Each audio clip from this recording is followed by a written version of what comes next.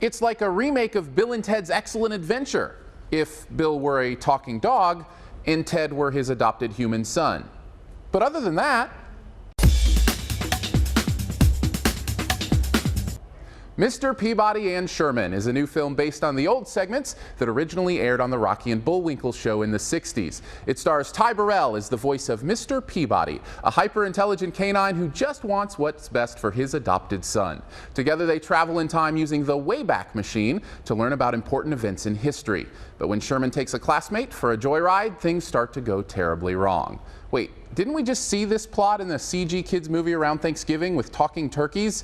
Yeah, we did. So does this time-traveling caper fare any better than Freebirds? Why, yes, it does, though not by as much as I would have hoped. The truth is, there are some things to really like about this movie. First off, the design is really beautiful. The graphics are crisp and fluid, and the kinetic nature of the storyline shows off some really great art style. Plus, Ty Burrell is perfect as Mr. Peabody, even if it's hard to shake that you're listening to Phil Dunphy speak through the voice of a dog. But the best thing for me was the punny sense of humor. I love it when a movie is willing to embrace the groans that come along with a great pun after great pun after great pun. And the wit and intelligence behind some of the wordplay involved here really made me smile. And yet, overall, honestly, I came away from this one disappointed. Now, don't get me wrong, I think kids are likely going to eat this up, but I felt it slightly missed the mark in so many ways. First of all, other than Ty, the voice acting in this sounds forced and a little bit unnatural. Maybe it's just my familiarity with some of these voices, but I found myself often envisioning them standing in the studio rather than the voice being a natural part of the character. The animation is a bit off as well, just never quite looking finished or smooth. Plus, the humor, other than those lovely puns, seemed to fall flat for me quite often, as it tried too hard to slip in adult jokes, a few of which, by the way, actually bordered on inappropriate, along with the kid jokes, with very little humor that both audiences could enjoy together.